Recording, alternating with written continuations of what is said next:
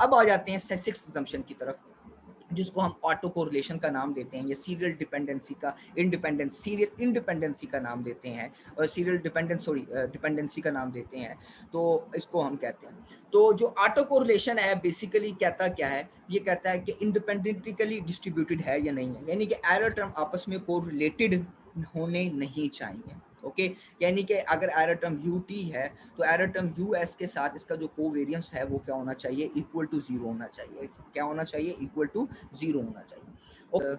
Serial correlation के नाम से एक फाइल है।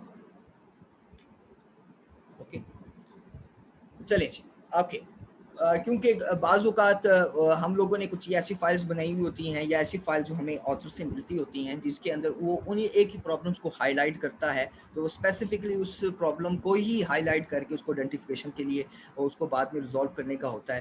तो इसलिए हम फिर वो इसलिए डिफरेंट सेट्स लेके चलते हैं, ताकि जिस प्रॉब्लम को हम फोकस कर रहे हैं उसी प्रॉब्लम को ही हम फोकस रहें, ना कि हम दूसरे प्रॉब्लम्स की वजह से वो प्रॉब्लम जो हो उसको हम रिजॉल्व ना कर सकें। तो दैट्स वाई हम लोग ये काम कर रहे होते हैं। तो इसलिए जो हमारे पास जो डाटा सेट होता है वो बड़ा ही जिसे कह सकते हैं कि एक कंट्रोल्ड एनवायरनमेंट के अंदर हम लोगों ने इसको, यानी कि या ऑथर ने डेवलप किया हुआ होता है, और जिस ऑथर ने डेवलप किया हुआ होता है ताकि वो प्रॉब्लम को वो हाईलाइट कर सके। तो मैं भी ऑस्ट्रेलियो के ही डाटा सेट को लेकर चल रहा हूँ, और उसी डाटा सेट्स के ऊपर मैं इंटरेस्ट को लगाकर आपके सामने उनके रिजल्ट्स को एक्सप्लेन कर रहा हूँ।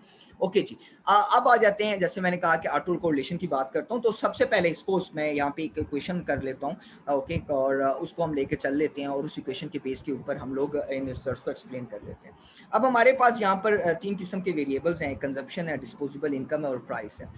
हम लोग भी जानते हैं कि जो कंजम्पशन है वो बेसिकली जो किसी भी इंसान की या किसी भी फैमिली की या किसी भी कंट्री की वो डिपेंड करती है कि उस कंट्री की डिस्पोजेबल इनकम या उसकी प्राइस ऑफ जो गुड्स हैं वो कितनी है। ठीक है, ये इकोनॉमिक्स का एक बड़ा जेनेरिक किस्म का कंसेप्ट है। पड़ी जो कंजम्पशन, डिस्पोजेबल इनकम जितनी ज़्यादा होगी कंजम्पशन उतनी ज़्यादा होगी, या जितनी प्राइसेस कम होंगी उस सूरत में भी आपकी कंजम्पशन ज़्यादा होगी, तो एक वाइस वर्सा सिचुएशंस हो सकती हैं। ठीक है, अब मैं आपके सामने क्या करता हूँ, क्विक में जाके एस्टिमेट इक्वेशन करता हूँ। एस्टिमेशन इक्वेशन में LCONS यानी कि log of consumption space C log of DIS पे डिस्पोजेबल इनकम जो हमारे पास यहाँ पे उसने दिया हुआ है, और लॉग ऑफ प्राइस लिया हुआ है। ओके, यानी कि इसने डबल लॉग मॉडल यूज किया हुआ है यहाँ पर।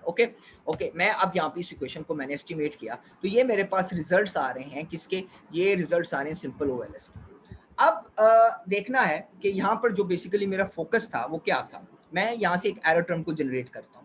एरर टर्म कैसे जनरेट होती है वो मैंने आप लोगों के साथ पहले भी हम लोगों ने बात की हुई है। आप व्यू में जाएं, एक्चुअल फिटेड रेसिडुअल के अंदर जाके एक्चुअल फिटेड रेसिडुअल टेबल को बनाएं।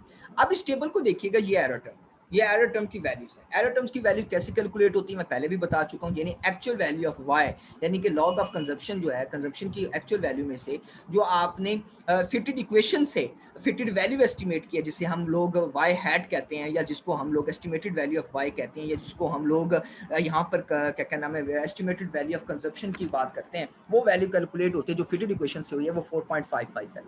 अगर जी मैं इन दोनों का क्या नाम है डिफरेंस लूं, इन दोनों का डिफरेंस लूं, तो वो मेरे पास 0.07577 आता है, यानी एक्चुअल वैल्यू ऑफ y का एस्टिमेटेड वैल्यू ऑफ y का, तो दोनों का अगर डिफरेंस लें तो ये वैल्यू है। अब ऑटो कोरिलेशन कहता क्या है, ऑटो कोरिलेशन कहता है कि ut का us के साथ जो भी कोवेरियंस हो वो इक्वल टू जीरो, यानी कि ut का us के साथ, यानी कि एक किसी भी एरर टर्म का दूसरी एरर टर्म के साथ जो रिलेशनशिप, जो कोवेरियंस होना चाहिए वो क्या होना चाहिए, जीरो होना चाहिए। अगर इसके साथ जीरो है, इसका इसके साथ भी क्या होना चाहिए, आपका क्या होना चाहिए, जीरो होना चाहिए। इसका इसके साथ भी जीरो, इसका इसके साथ भी जीरो, इसका इसके साथ भी जीरो, इसका इसके साथ भी, इसका, यानी हर एरर टर्म का दूसरे एरर टर्म के साथ जो कोवेरियंस हो वो क्या होना चाहिए, इक्वल टू जीरो होना चाहिए, जीरो के बराबर होना चाहिए। अब कहा यह जाता है कि होना ये चाहिए। क्या ऐसा हो सकता है, क्योंकि ये तो वैल्यू एस्टिमेट होती है, और इनका आपस में एस्टिमेट होना, ठीक है, ऑटो कोरिलेशंस का इशू का यहाँ पे होना जन्म लेता है इशू कि अगर ये एक दूसरे के साथ इनका कोवेरियंस, यानी कि इनके दरमियान जो कोवेरियंस है वो जीरो के बराबर नहीं होता, तो हम कहते हैं कि ऑटो कोरिलेशन एग्जिस्ट करता है। अगर हम ये क्या नाम है इनका आपस में जो एक में कोवेरियंस जो है वो आपस में इक्वल टू जीरो हो जाता है, ठीक है, तो हम कहते हैं ऑटो कोरिलेशन एग्जिस्ट नहीं करता।